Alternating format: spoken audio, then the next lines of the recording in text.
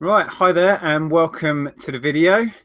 As you may have seen by the title, we have for me, a very interesting topic for today. We're going to talk about tips for buying and selling video games. I was going to make this video on my own, and then I've been watching Darren's videos recently, and Darren Smart, that is, and he's been picking up some epic console hauls and buying and selling loads and loads of computer games. So I thought we'll do a collaboration and we can come up with, between us, 10 tips for buying and selling video games. So that's going to be the video. So how are you, Darren?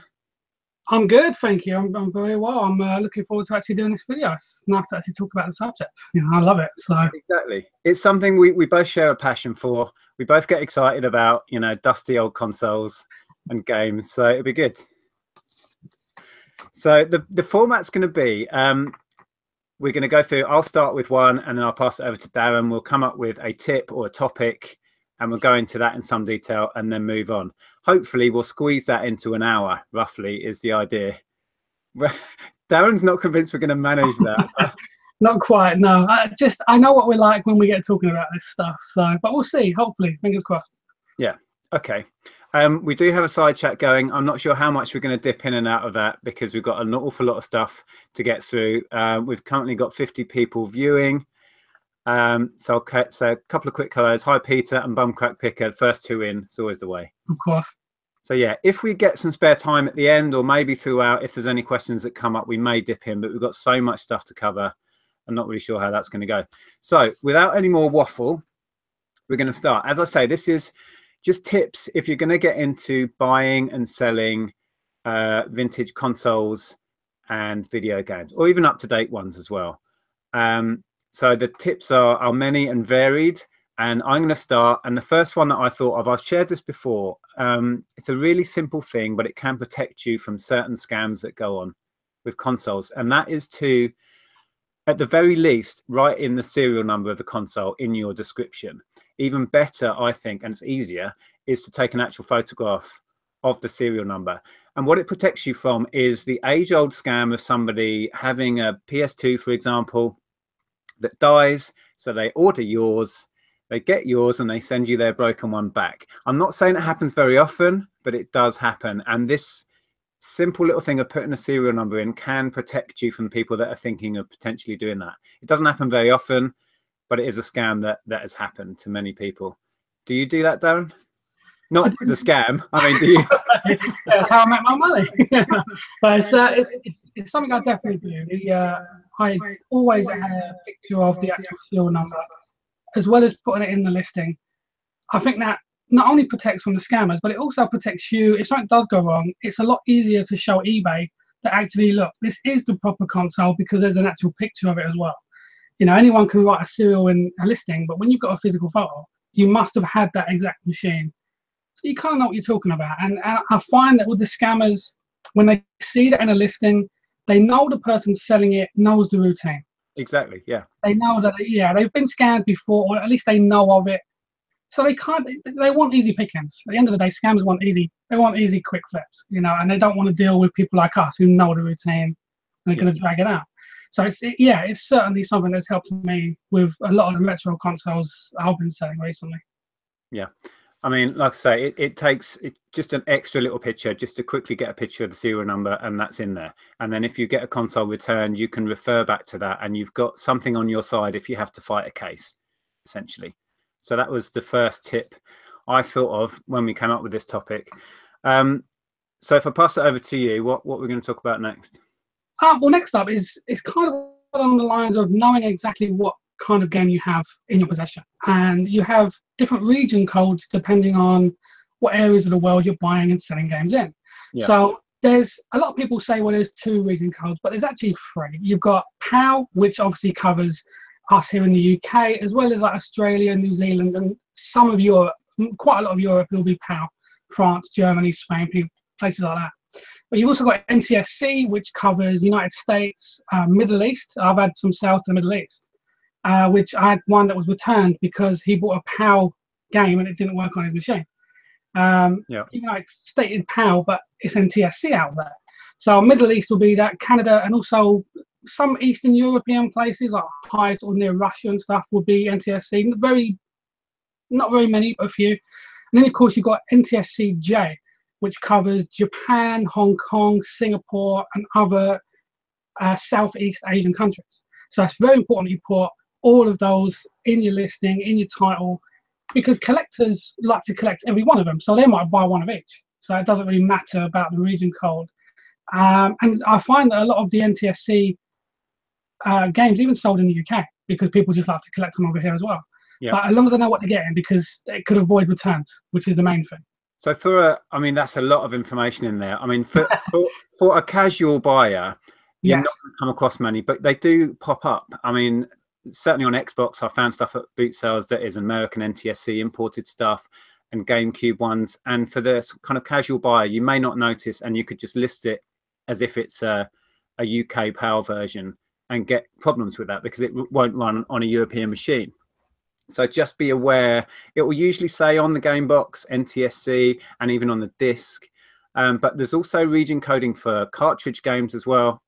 So you have to be aware of that. I had some issues recently with some NES games which were actually American, which won't run on a European machine. But I listed those. Luckily, I noticed it. I couldn't test them because I only had some European machines, but I listed them as American and they sold, and they both went within the UK, which was interesting. So like you said, there are still collectors within the UK that will buy foreign games that won't necessarily run on UK machines. There are still collectors of those, but it's just something perhaps for the more casual buyer just to be aware of. The game may not necessarily be a European issue, I would say. Kind of sums it up. Pretty much, yeah, that's exactly it. Did you have any more info on that might help? Well, I mean, I find that obviously the different regions have, although we're going to discuss more about this in depth later on, obviously they have different price values to those. So it's also important that you don't sell yourself short by selling one that maybe was mass made in one area of the world and it's rarer in another part of the world. So, you know, I've seen people list quite rare Japanese versions for the UK prices. And of course, they're being snapped up because they're worth way more. So that's also another benefit of knowing exactly what you've got. And like you said, it's very easy to tell because it normally just says it right there. Even if you've got games with no cases or inlay cards or anything, it normally says it right on the cartridge or on the disc. So it is very simple, just a quick look, you know what you've got, and then you know what to research. So yeah, it just seems to make sense. Yeah, I mean, on the NES carts that I just mentioned, I actually had the boxes and it was written, it's a UKV or USA on the end of the little kind of catalog number kind of thing. And it says, it does say that quite often with cartridges, you've only got a cartridge. And it does say it, but it's in tiny little black letters. It will say UKV or USA or whatever on it. So you just have to be really aware to actually look to know if you've got a foreign imported cartridge. But yeah, it's just something to be aware of. It's another element of this. And this it's a huge subject matter, gaming in itself, but it's just something to be aware of if you're just getting into it. That what you've got may not necessarily work on most UK machines, is what we're trying to say. Okay, so next one I've got down.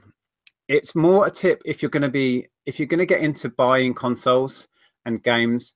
Quite often, the way you will find them will be at a car boot sale, and you will see a bundle of stuff. Somebody's getting rid of. A great example is the old Wii bundle. People don't use their Nintendo Wiis anymore, and they take it to a boot sale, and there's just a heap of stuff. And they'll throw out a number at you. And one thing that I've used over the years to work out, is it worth buying, is to know the value of your accessories and try and know the value of some of the better games. So you can look through a stack of games and think, okay, a couple of Mario titles, there's a Zelda in there. There's 30 quid off the bat. It's got 4 controllers with it, worth, I don't know what they're worth now, maybe roughly a tenner. So you can work off that. And then if they throw out at you, it's 40 quid for the bundle. If you think, okay, I'm covered with just the controllers, everything else is a bonus. It might have a Wii Fit balance board there, a stack of games, and a console. It doesn't matter if the console doesn't even work because you know your investment is covered. So if you get that sort of logic into your head and you know the value of the accessories and some of the games, you can quickly assess if a bundle is worth going on. Now, I know you've been paying up for stuff fairly recently. You've been buying at auction and stuff. So have you used that sort of logic for that? Certainly, yeah. I think especially with auctions, you have to take into account absolutely everything in that bundle. And like you said, much like you do, I always assume the console doesn't work. Yeah. You know, sometimes people knowingly sell consoles that don't work in bundles because it looks good, seeing it in a whole bundle. And also sometimes things just get sat in a loft, and you know they're not going to test it. It's full of dust. The games that tends not to happen, so they're more the safer bet that they're going to work. So I always look at every single game. Things like the controllers can even maybe not work always. So with the games, as long as I've got my money in the games, then everything else is a bonus. If there's a few gems in there that maybe are worth a few quid, then even better. But I kind of work on the ratio of 50-50. So if 50% of the bundle that I'm buying will pay for the entire lot for me, then I'm happy. Yeah, exactly. If you know your investment is covered in the stuff you can see, and roughly work out what you're going to get back on that, then you're happy to invest that money. So that's kind of how I work it. Sometimes at car boot sales, you have seconds. Sometimes you know what it's like at the beginning of a car boot sale, and everyone's after this stuff. You sometimes have to assess that in seconds. At least when you're buying through online, perhaps, and at auction, you've got that time to assess it.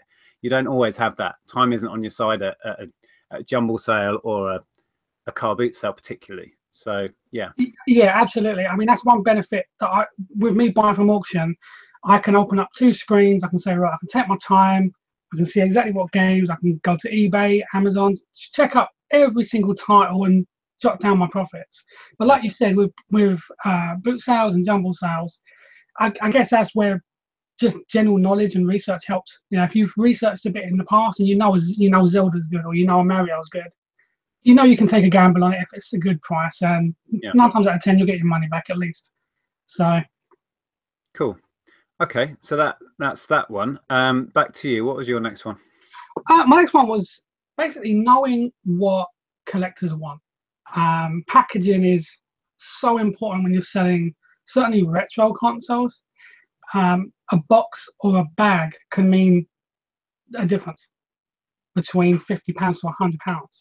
And for me recently, to give an example, was a Super Nintendo I sold, which was Mario All-Stars, boxed, had all the inserts, everything. It was fantastic. However, it didn't have the original Nintendo clear bag that the console sat in. And I didn't really think much of this. I thought, it's just a bag. There can't be much in a bag. Well, it turns out there is. And on eBay, I sold it for 150 quid. But I noticed there was others in the exact same condition going for 200. And I figured, well, what's the difference here? And the only difference between mine and theirs was it had that clear bag. So even something as simple as a bag that you would normally throw away or just take it out and throw it aside can mean so much in this industry, because with the niche of gaming, every little detail matters to a collector, and that's really who you want to be aiming for, especially if you're doing retro stuff. Yeah, well, I don't know if we all have, but I certainly follow some gaming channels and some that are really into the collecting, and I've seen them say that they will buy another copy of a game just to have it with a pristine box, or just to have it with all its original inserts. So they'll double up on their collection just to get a pristine copy, to the point where, you know, I've sold loose manuals because collectors will want to get a manual to put with their game. It makes sense to complete the game. So don't disregard empty boxes. Certainly the cardboard stuff. Nintendo boxes like N64 boxes can be worth great money just as a box. Same with the old cardboard Game Boy boxes and Super Nintendo. Oh my God, you can get good money for a box if it's in good condition. Forget the game. I'm just talking about the box, and that goes back to exactly what you were saying, that's what the collectors want. Some games that are really quite common, if you've got one that's in a minty fresh box, even if it was a common as muck SNES game or whatever, it's still going to have considerable more value than just the cartridge, because how many are out there in a pristine box? That's the point. And that's what collectors want. You're absolutely right. Yeah, exactly. And another example recently was a PlayStation 1 I sold recently. I've got one behind me at the moment, actually, to test. But one I sold recently, had a guy message me and said, oh, you know, would you, I had it on for like $79.99. The guy said, would you accept 60 quid? So I said, oh, yeah, okay, sure. I said, do you want any more pictures or anything? Because he seemed a bit sort of umming and ahhing a little bit. So I said, if you want any more pictures, certain things, angles, just let me know. And he said, does it come with the polystyrene in the box? Mhm. So I said, yeah, it's got the polystyrene. He said, good, because really that's all I want. And you're the cheapest way of getting it for me. So he didn't even want the console. He just wanted the polystyrene, and he was willing to pay £60 for that. And of course, I took it because I was tempted to say, well, I'll sell you the polystyrene for 60, I'll keep the console. But I thought, nah, you can have it all. So it goes to show, just for 2 bits of polystyrene that were the original PlayStation 1s, he was willing to pay that kind of money. Yeah. And yet, most people would just throw that away. And when you are listing consoles, I mean, to take it that bit further, make sure you photograph all this stuff. Recently, I sold a Super Scope, just a Super Nintendo Super Scope, for £60, which was the right sort of top end of what they go for. But it had in the box, all folded up underneath, were the original poly bags with the old red suffocation warnings on and that. So I got them out, I put the Super Scope in it, packaged it all up as it would have been originally, and then took all the photos. And then the collectors can see instantly, okay, it's got all the poly bags, and then mention it in your description. Because as you say, some people will be believe me, they'll be browsing, waiting to find one that's got all its poly bags, and then they're interested. Yeah. And that's the difference. And they're so fussy about a little ding on the box. Does it have a little bit of sellotape damage? You know, so you have to describe all of that, declare all of that. If you can, get pictures of it. I run out of pictures when I'm taking pictures of consoles. Do you find that? It's like you snap in all this stuff and it's like, oh, I've got 25 pictures. Great. Yeah, I do, because especially when you go to upload all your photos to eBay, I just highlight them all, and then eBay tells me you're like 20 photos over. So I'm like, oh, well, how am I going to explain everything that this box has and with 12 photos? 12 photos seems a lot. But when you're dealing with consoles, it's not even the tip of the iceberg, is it really? No, it's not, because I want to take a picture of the console, top, bottom, serial number, the controllers, the box, the back of the box, the side of the box. It's like, oh, there's my 12 gone. So it's like, oh, okay, all right. I mean, I think I don't go beyond 12. I think you can pay for more pictures. I know you used to be able to. I don't know if you can anymore. Certainly in the past, you used to be able to pay to get extra pictures. Yeah, you definitely used to be able to, but I mean, I've not noticed that you can do past 12 anymore, because I think when they first started it, you could do up to 12, but you had to pay for like 8 of them, didn't you, or something like that. Then they went all free for the whole 12, but that seems to be now a maximum. I've certainly not seen any other way. I mean, I suppose you could embed HTML photos in from offsite image hosts, but now you're getting into a whole different world of listing. Yeah, so aren't they restricting that sort of content anyway, like active? Yeah, active content. Yeah, they're not keen on active content. So I think embedding photos is okay if I remember correctly, but because it's not classed as active, as long as it's sized well for mobile devices. So, but I've never really gone down that route, to be honest. Cool. But yeah, I mean, it's a really, really good point. Getting in the head of a collector when you've got a retro vintage item and knowing what they're going to be looking for, what is important to them, and explaining all of that in your listing. And if you can, within your 12 pictures, show all of that as well, and it will really help your sales. I know we're not really paying a lot of attention to the chat. Sorry, guys, but we've got so much to get through. But I did notice we had a super chat in from Krillin, who asks, is there a big Facebook local game like US for video games? There are certainly groups on Facebook that buy and sell gaming, which I've tried to dabble in, but I feel a lot safer on eBay, and it's my comfort zone. So I've not really bought and sold through Facebook groups. Have you tried that? Yeah, I know, like you said, there are a few. I think that GGG group is probably one of the biggest. Yeah. I listed some Nintendo Game & Watches in there, and I got a lot of interest, but not really anything real substantial. So I think obviously they all wanted a bargain, which is fair enough. But with eBay, I much like you, I felt that comfort zone there. I knew I was covered, regardless of what happened. With Facebook, obviously, you're just dealing with direct payments and stuff, and it's hard to know what happens when something goes wrong in that situation. Yeah, there's nothing set up to protect you or to protect the buyer, so it puts me not at ease going through Facebook in that way. But I have tried it. I did well with some other stuff, not video games, actually, on Facebook, on a specialist group, and I had a fantastic success on there, clearing some stock I'd had for ages.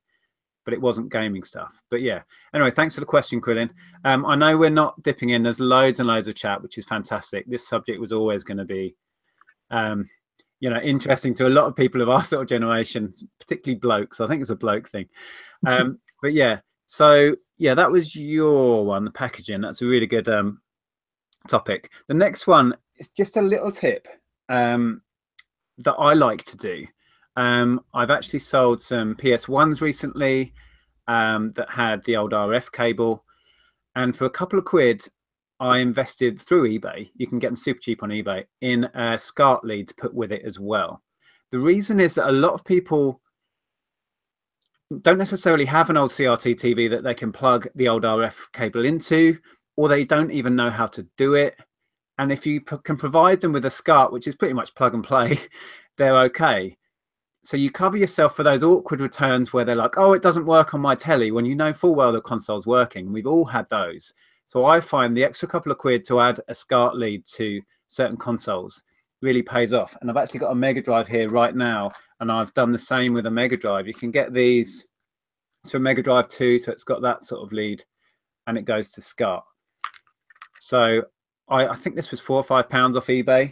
For me, it's worth the peace of mind that there can't be many people that can't plug a SCART in the back of their telly. So yeah, it's a little tip. I do it. You don't have to, but I think you're covering yourself against some of those annoying returns. Have you ever tried that, adding SCART leads or anything? Yeah. Oh, I lost you there. I like to add. Am I back? You've gone all sort of frog-like when you broke up. Try again. How about now? Is it all good? Yeah. Go. Okay, cool. Yeah, I try and basically add a SCART lead if possible, if the console that I'm selling has one available, but also the original RF lead that come with it, because it's kind of a way for me to try and aim the listing at collectors, but also the day-to-day people that maybe want to get into collecting and don't really know about the scene just too much yet. Yeah. So the collector would love that original RF cable because that was what came with it back in the 80s or whatever. But the newer user, like you were saying, would just like to plug in a SCART and play it. But it's nice to be able to give them that option when doing that, really. So yeah, I try and throw in as much of the plug and play effect. I want people to just buy it, set it up, and play it, and that's it. No issues, nothing else. Before I did that, I used to get a lot of questions. It's not working on my telly. What channel do I put it on and stuff? So now I actually just put it all in the listing. This is how you set it up on an analog TV. Right. Yeah. You end up being tech support to these people. I mean, I had years of this because, of course, we had a gaming shop. So I was selling all vintage consoles and all modern ones. And I was seriously tech support guy. They'd come back in and say, it doesn't work. And I'd set it up and say, hello, it's working. What did you do? What didn't you do, more likely? So yeah, I've been there so many times. So yeah, that was my little tip of buying leads and replacement leads. I picked up a couple of replacement RF leads to go with a couple of Ataris, and they're like $1.99 delivered on eBay. So it's hardly going to break the bank. So yeah, that was that. What was your next one? Well, it goes in quite nicely actually to just general testing. Really, obviously making sure that it works. Now, although you could kind of say a blanket routine for this for anything you buy and resell, but with gaming, it has its own little perks that you have to do. And just make sure it powers up. Make sure, obviously, you get a signal on your TV. Make sure you describe how you get your signal on the TV if you're not supplying a SCART lead, for example. For me, when I'm listing this stuff, I take a picture of it actually working. Yes. On my new TV, so people know that TV looks like mine. It's not an old style TV. It will work on mine. Well, at least it should. And you're giving them that sort of positive feeling that if I buy this, it's actually going to work because I can see it working. I think we said the other day when we were chatting, I actually did that with some of the recent consoles I've been selling. And didn't actually end up using those pictures because I ran out of the 12 and I wanted to show the packaging and I wanted to show the condition. So I actually took pictures of the machines running at the start screen and with games running, and just couldn't use them because of the lack of pictures. But it is a good tip. And I see a lot of people doing that. They have the console in front of the telly with it running. And what that does is that instills that little bit of confidence, because selling is all about confidence in the buyer. If they can see a picture of it running, it's like, okay, they know it works. They don't have to take your word for it. There's the picture. So yeah, that's a good one. Exactly. Yeah. I mean, also another thing is to also just make sure you test, the controllers, the accessories, and things like that. Yes. Because the amount of times, I mean, in my early days, I'd tested the machine, assume the rest was working, because if the machine's working, the rest probably is. I'd sell it, and someone would say the controller's not working, and you have no comeback because you think, well, yeah, I didn't test it. That's something I forgot. But it's always. I mean, I bought a Mega Drive recently that came with 7 controllers. Wow. I mean, they were all different types, and I had to go through and test them all, and 5 of them worked. So it would be quite easy to get to the 5th one and go, just assume they'll work, and yet 2 would have been broken. So it's so important to test every button. Obviously the early games, they didn't exactly have much in the way of controls. It was just jump, walk. That was about it, really. But at least you can test that. It's so true. It's like the original NES has like 2 buttons and a D-pad. There's nothing to. I don't think I've ever found a NES pad that doesn't work. Whereas you scroll on to like PS2, PS3 with like, I don't know, what have they got? 12, 14, 18 buttons? Yeah. But yeah, there's a whole lot more to go wrong. And they've got vibration and analog sticks. And yeah. Do you use the little, I don't know if I've got mine handy, the little USB tester things? This thing.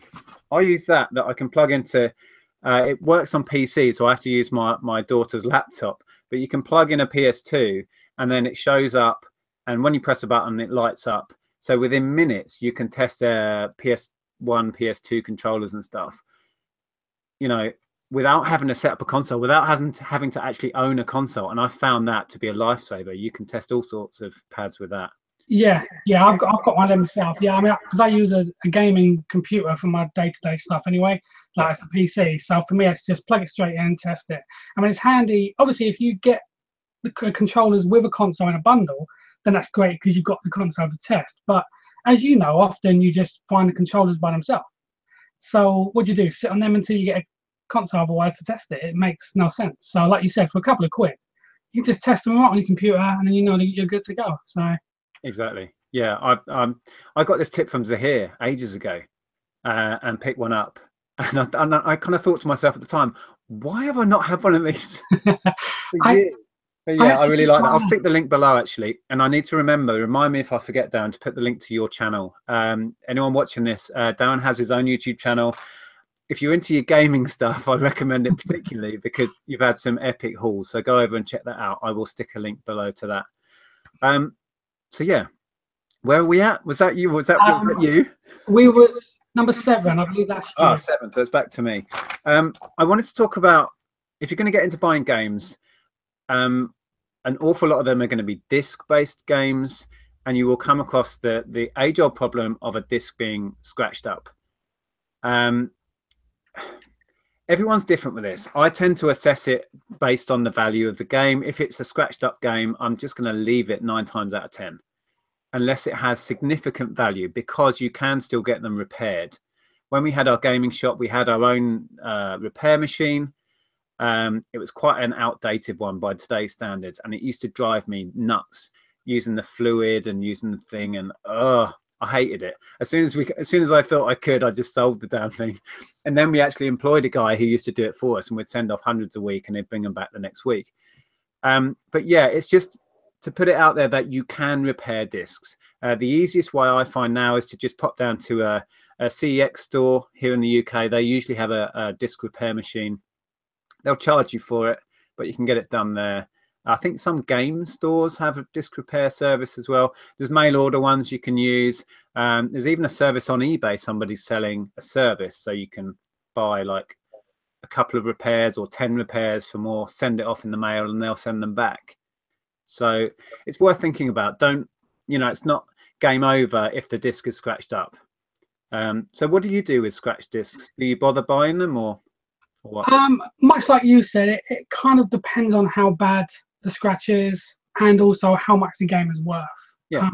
If it's a 40, 50 pound game, I'd be tempted to buy it really in terrible condition, if it was cheap enough, of course, and then try and repair it, because it's kind of worth it. But for games that are maybe worth £8 to £10, I probably wouldn't bother.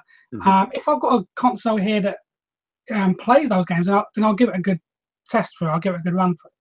Of course, you're not going to play the whole game to make sure it all works, but you kind of take a bit of a gamble. You say, you know what, I tested it, it works. If it doesn't work at the very last level, then obviously it's the comeback on you. But that's a good point, actually. A lot of people message me when I do hauls and I show media in it. I get a really common question which is, Nick, do you play all the CDs you buy? Do you play all the games that you buy? Do you watch all the DVDs? And it's like, well, no, because I'd never do anything else. And it's just not physically possible, is it? I mean, you can, if you want to go to those lengths, you can load up a PS2 game, for example, and play it. But what if the buyer says default was 6 hours in on level 27? You're like, you can't disprove it anyway. So it's almost a fruitless exercise. It really is. Over the years, I've just kind of, I don't know, I like to think I'm good at judging whether a disc is in good enough condition to run. And if it's not, most of the time, like I said, I wouldn't buy it anyway. But yeah. So I don't test most of my stuff. No. And of course, if you were someone who was going to do volume, obviously you have things like the JFJ Easy Pro machine, which is probably one of the most popular resurfacing machines out there. Yeah, I think that's what Tom's got. Yeah, don't quote me on that. He's got a repair machine anyway, because he does a lot of volume of media. He sends a lot up to Amazon, where he's really picky about condition, understandably. So he's got a disc repair machine. I spoke to him a while back about picking one up for myself. I tried to win one a couple of times on eBay, because they're much better machines than what I used to have. A lot easier to run and better at doing what they should do. But I didn't win it, so I still don't have one. Well, yeah. I mean, also another tip on that actually is something that I realised earlier this year. I bought, just for my own personal use, I bought a new Xbox One, and I got it from Game. And what they threw in for me was an unlimited year supply of disc cleaning. Ooh. Now, at the time, they didn't realise I was a reseller. They probably thought it'll bring in like 20 games a year. Well, 1 week later, I just took in a whole stack of games and said, there you go, clean those for me. I'll be back in a bit. So I walked around town and they just stood there and cleaned them all for me. Why did they give you that then? What's that? It was to do with a value thing. When I bought this pack, and it came with like 2 games. I think it was like probably Call of Duty and FIFA or something. And because they were missing a game, they kind of gave me the value of that game in coupons and additions. So I said, well, we've got a year's supply of disc cleaning. We've got something else and some points. So at the time, I just thought, sweet, I'm bringing them all into you. And for that year, they hated me because I just took every game I could find in there to clean up. And I would do exactly the same. Yeah, I mean, it's worth asking if you are just buying for yourself. See if you can wrangle some free disc cleans in there as well. If it's something you're going to do anyway. Yeah. Wow, nice result. Okay, yeah. So that's what we're talking about. Scratch discs. So back to you. What was your next topic or tip? I believe it would be on the topic of pricing, making sure you price what you've got by obviously doing your research. And the most important thing is, I think you've probably got to love gaming to be a gaming seller. It's something like with me, I can't do clothes. I can't sell clothes because it drives me insane. And I get a lot of people, gaming is like that for them. So if you are someone who loves gaming, always price with your head and not your heart. Because in the past I've priced a game remembering the experiences I had when I was playing it when I was like a kid. So have you been overpricing games that you think are amazing? Yeah. Right. Okay. Yeah. Oh, I bet what it is you don't actually want to sell it. That's what's going on here. And I'm a bit like that with some of these consoles. I haven't shifted any of that because I'm, not taking offers and not letting them go. I don't really want to sell them. I'll quite happily keep them. That's exactly it. It's one of those where if I get an offer that's so good, I will happily take it. But if it hangs around for a while and I've got a bunch of Super Nintendo games, then it's not the end of the world, is it really? So yeah. I quite like that. Yeah. And actually, talking about how you go about valuing your games, it can be quite tricky because, as we discussed before, a loose cart. Let's talk Super Nintendo, for example, my favorite console of all time. A loose cartridge could be worth £5. A loose cartridge with a manual might be worth £8. A boxed one might be worth 15. A mint one might be worth 50. So judging somewhere in that sliding scale of what you've got isn't necessarily, it's not as simple as I've got this game, it's that title, it's worth this. Condition comes into it so much, doesn't it? So you have to kind of learn about that and really do your research and find similar items that are in similar condition to what you've got. Yeah, exactly right.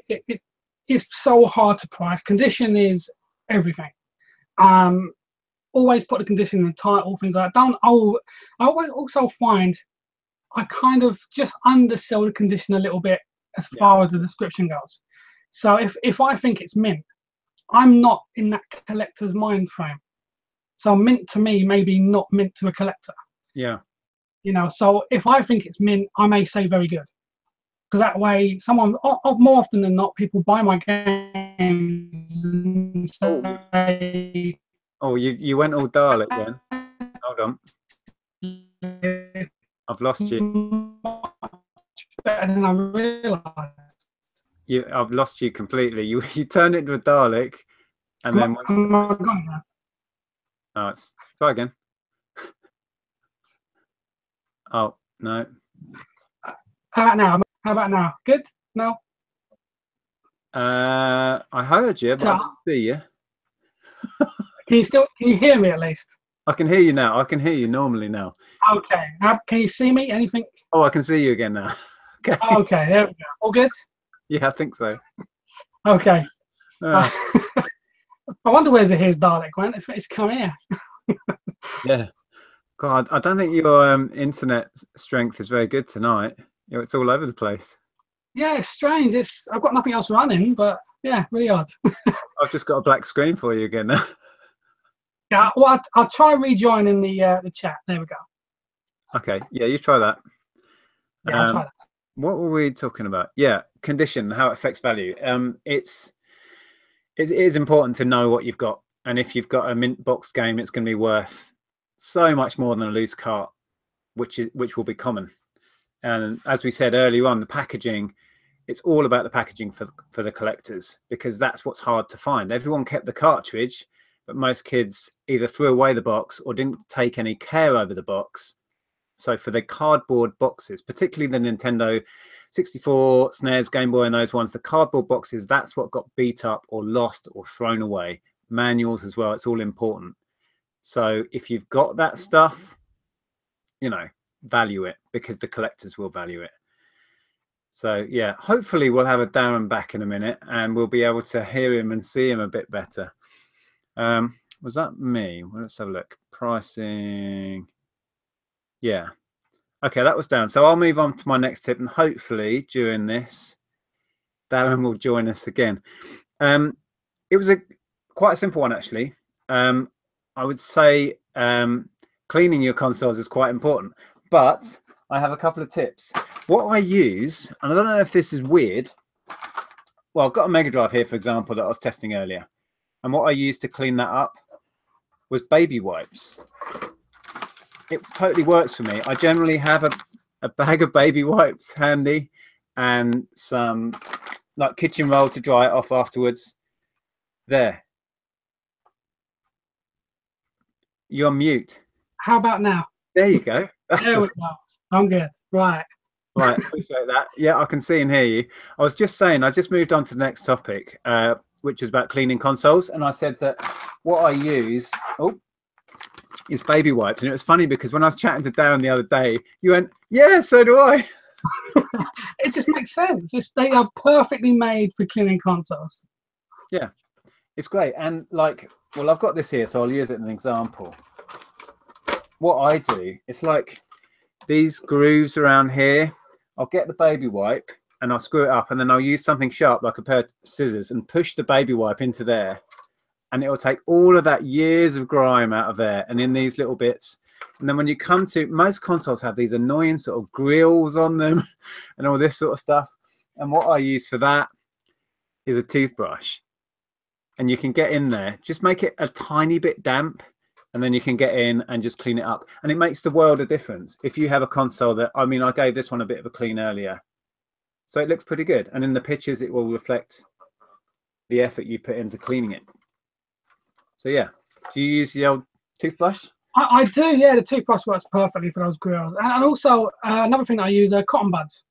I find they're quite good as well, because obviously they're small. As long as you get decent quality ones, because sometimes you can put the cotton bud in the grill and it comes out with no cotton on it.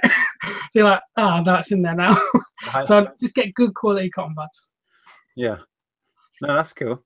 Excellent. Yeah, I use cotton buds. I think I did a video a while back for with some cartridge games. If they're worth money, I will go to the length of cleaning it with I can't say ibuprofen, whatever it is, alcohol solution. Yeah, ibuprofen or something. Yeah, I don't know. And I use cotton buds for that, which is really handy. So yeah, that was it. That was my little cleaning tip. See, I thought I was weird using baby wipes for cleaning. I use them on everything. I was doing some food mixers just earlier on. I had a food mixer and I cleaned it with baby wipes. Came up lovely in no time. It's like I use it for all sorts of stuff. Yeah, baby wipe, top tip. Do you ever actually open up older cartridges and clean inside of those as well?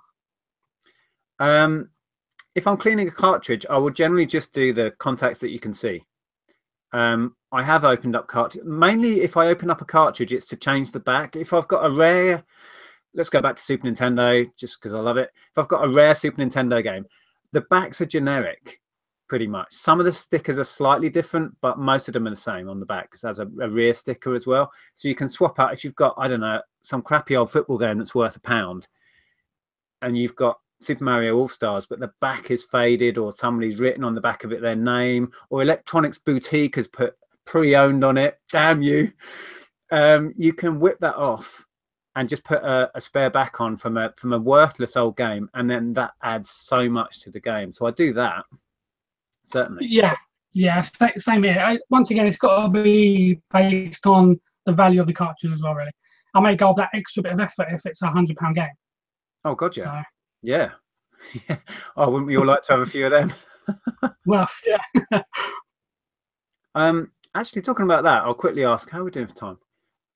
Oh, we're fine. We've got 15 minutes and one topic left. Check us out. I was going to ask, have you had any home run games that you can think of recently? That sort of value, or 50 quid plus games? I've got like Rival Schools at the moment, which is like a 60 to 80 quid game on PlayStation 1. Yep. And also I had one recently, which was on the Sega Master System. For the life of me, I can't remember the name of it now. But that was a £100 game. Ooh, on the Master. There's not many that are worth good money on the Master. Not many. Yeah, there's not many. I can't. It'll be on my listing somewhere. But yeah, I can't exactly remember what it was called now. That was a good one. I listed a stack of Master System stuff recently, and the only one that was worth anything significant was Master of Darkness, and that was only 30 out of a good old stack of games. There was only really one that was what you would consider, you know, worth decent money. Most of them weren't really worth bothering with on the Master System. It's a strange console. There's a few standout games that are worth good money, but most, I don't know if it's because that console's not collected for a lot. I know a lot of the games are pretty crap, so that might have something to do with it. Yeah, it's interesting. I had a couple on the Mega Drive as well, which done sort of 50 plus. Probably my most home run one for this year was probably the Atari 2600. I had quite a few 50, 60 plus games on that. Wow. Because obviously they were all boxed with manuals. They were superb condition. Probably the best Atari condition games I've seen since I started reselling, to be fair. Some of them were made for, I can't remember what it's called now. I think it's Spectre Video. There's a company called Spectre Video, and they made games in like silver boxes. Yes, I know, yeah. Yes. Some of those were easily 50 plus that I found in a bundle recently. Oh, wow. Yeah, when I sold off well, apart from the obvious one that everybody knows what I sold that for, I had some really nice boxed ones that were really quite common games. And because of the box, this is what we were talking about earlier, because it had the box in good condition, because they get squashed so badly, because the cartridge feels like half the box, doesn't it? Yeah. And usually you find like the bottom part of the box is just sandwiched, just flattened. But I had some really nice games that weren't rare titles, but because of the box, I mean, I wasn't getting a lot, about 20 quid, that sort of money, but they were a £3 or £4 game just for a cartridge. So it just goes to show what we were saying before about the packaging pays you the money. It's so true. But yeah, okay. So the last one, it was over to you. What was your last tip about selling games? Well, the last one is probably something that has had the biggest impact in my gaming selling, which is adding international shipping. And a lot of people assume because they've clicked GSP and they've clicked list, GSP is enabled. But as you know, it's not. eBay don't even give you a warning that GSP won't be enabled. You just assume, yeah, it's enabled, done. Yes. But you've suddenly alienated the entire world apart from the UK. I mean, kind of within a reason, because I know some Americans can still view your posts and stuff, but 9 times out of 10, your posts aren't being seen from the people that want to buy this stuff. Yeah, because just to clarify, what you're saying is that GSP, video gaming category as a whole, is not covered by GSP. So like you're saying, even if you tick that box, you're not selling through GSP because for whatever reason they exclude the video games. Do you know what the logic is behind that? Why are they doing that anyway? Well, I mean, from my understanding, sorry, carry on. I was going to say maybe it's region coding. Perhaps that's why they're paranoid about shipping them international. Yeah, that's exactly it. From my understanding was the fact to do with the region codes, the companies kind of got on eBay's back a bit and said, well, you know, we sell these games in these countries for a reason. So like, for example, a lot of my PAL games go to Australia. Yeah. Because it's cheaper for Australians to buy it here and get it sent over than it is to buy it in Australia, which is insane. I've got a mate who lives in New Zealand and he always buys all his PlayStation 3 games over here and then just takes them all back with him. Never buys a game in New Zealand because it's too expensive. But of course, the game companies want that stopped because they don't want you to go and get it cheaper. They want you to pay the prices they kind of want you to. So eBay obviously just told a line and say, okay, we'll stop international and kind of put that burden on us to make sure that we've got international tracked and it's all good that way, you know. But I find it really simple. You can still use Hermes, you can still use Collect Plus or Royal Mail, whatever you want. All tracked and signed international, so it's not exactly the end of the world, really. No, and yeah, I don't know what the percentage is, but a large percentage of the gaming stuff I sell, certainly software, goes international. I use Royal Mail and I send tracked and signed. Yeah. If I'm doing any international, I do tracked and signed. We've been stung so many times. So yeah, and you just charge what it costs. Sometimes the postage is more than the game and it still goes. So yeah, it's huge. The international market for gaming is huge. I don't know what it's like, particularly for other categories, but I know, like I was saying, I don't know what the percentage is, but a large percentage of all the gaming stuff I list goes international. It's not the same in other stuff I do. So it's well worth doing. And like you said, just because you've clicked global shipping doesn't mean you're actually selling it global shipping, because eBay will take it off because video games are not eligible. So yeah, it's a strange one because I mean you'd expect it to at least a little warning to come up or a little message to say, you know, your listing is successful, but please be aware GSP cannot be enabled. But there's nothing, is there? It just says successful listing. So unless you actually check it, you don't realise. Yeah. You miss out on, I mean, certainly for me, a good 60 to 70% of all my gaming goes abroad. Exactly. And I'll be missing out on that otherwise. Hopefully they'll implement it at some point, because when you do your listing, you have to select your category. And it can't be hard for them to go, oh, okay, he's got this category and he's clicked global shipping. Let's just do a little ding. Sorry, you can't do that. But no, yeah. Then it would benefit them because they will get more sales. Because let's say it flagged up and it says, sorry, this category is not eligible for that. You might want to provide international shipping, which most people will then maybe have a go at, and eBay will get more sales. So it'll be in their benefit to make that clear, which they really don't. And the interesting thing, and I know this gets brought up in a lot of conversations to do with gaming, most of the stuff that I'm selling has gone to Italy and Russia with successful feedback and happy customers. And I know those two places in particular often get a bad reputation. When really it's the person you're selling to, regardless of where they are and where they live, you're always going to get some bad and some good. And I find that there's just as many good, loyal, honest collectors in Italy and Russia as there are anywhere else. Yeah, but you are sending tracked, you see. Yes. All of the issues I used to have was because we weren't sending tracked stuff. And I had issues definitely with Italy, but the worst for us were Spain and Portugal. If we sent something untracked to Spain and Portugal, it was lost forever. You know what I mean? The amount of stuff that they're just, I don't know, a couple of weeks later, never got it. I want a refund. Simple as that. And you had no leg to stand on. So that's when everything from that point went tracked. Yeah. Okay. Well, believe it or not, we have done our 10 topics in 50 minutes. So you had no faith whatsoever we were going to do that. I know.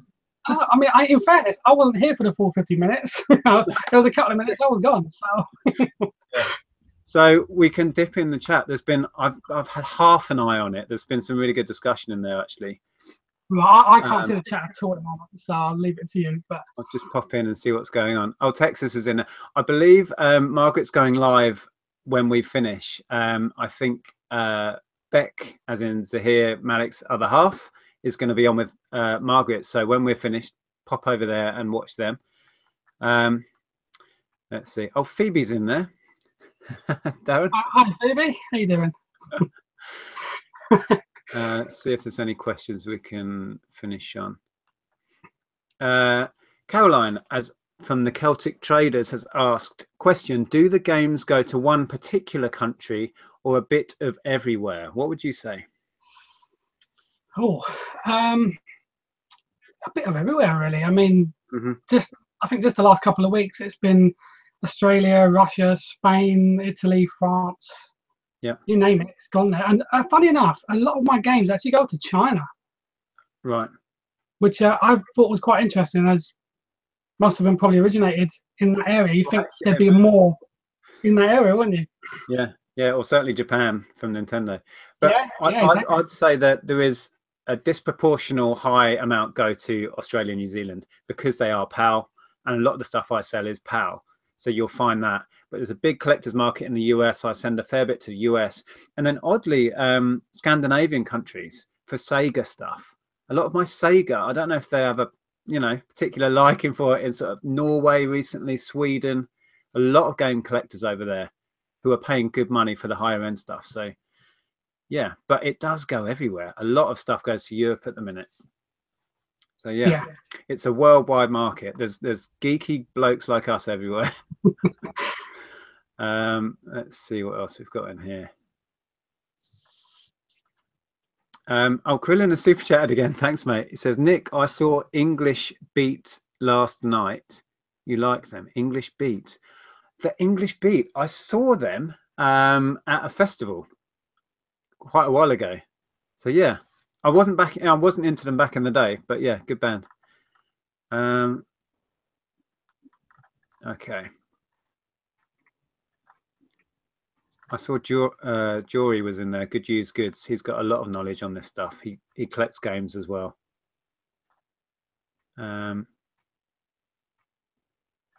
Okay.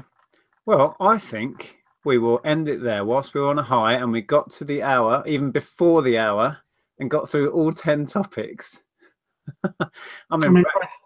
But yeah, hopefully there will have been some stuff in there that people perhaps hadn't thought about, that will be useful. Perhaps people that are, it's a huge subject, and I think it's daunting for people that have never been into gaming, that have never owned a console, but they know, because people like me harp on about it and people like you harp on about it, how much money there is in gaming. Hopefully this will give you a few tips. If you do see that Nintendo at a car boot sale, you'll think, yeah, okay, I'm not that scared of it, I'll give it a go. Hopefully, who knows. But yeah, really appreciate your time, Darren. You're welcome. And yeah, we'll do something similar in the future, maybe. If you haven't watched Darren's channel, like I say, I don't think the link's there right now. After we go off, I will put the link below, so go and check Darren's channel out. Appreciate that, mate. Thank you very much. Thanks everyone for watching. No worries. Yeah, thanks for everybody watching. I know we weren't paying attention to the chat. We had so much to get through. We thought if we start answering questions and reading the chat, we'll never get anywhere. So apologies if we didn't pay you much attention in the chat. We've currently got just under 100 people watching. If you enjoy what we do, or this video in particular, please give it a thumbs up. Leave us a comment below. Let me know if you're into your gaming. Let me know what your favorite console was, because in my world, nothing beats Super Nintendo. But actually, Darren, we'll leave on that. What was your favorite console of all time? Super Nintendo. Really? You're not just saying that because you're talking to me? No, Dreamcast was a very close second for me, purely because at the time it just seemed so out there and such full of invention. But when I think back, my favorite times were sitting down with like Mario Kart. It's got to be Mario Kart for me. Wow. I never owned a Dreamcast, mate. I never had one. Wow. You missed out there. It's a good machine. Yeah, a lot of people really rate that console. Right, actually, we can't go yet. I've just seen a super chat pop up at the top of the thing. Let me scroll down. Jack Blackburn has super chatted £10. Wow, that is so generous. Thank you so much. Nick, well done with this, but I have not understood a single word. Laugh out loud. Oh, come on. We're not speaking a foreign language. It's only computer games, mate. So out of interest, do I get a cut of all these super chats? Oh, we can work that out. I'll buy you a couple of beers when we meet up sometime. Yeah, okay. Fair enough. Next time I'm down in Essex picking up a giant red nose, I'll pop in and buy you a beer. Deal? That's fair enough. Yeah, can't say further than that. Excellent. Okay, well, on that note, thank you so much, Darren. Thanks for everybody popping in for your comments and questions that mostly we ignored. Apologies for that. And we'll see you soon. Take care, guys. Cool. See you guys.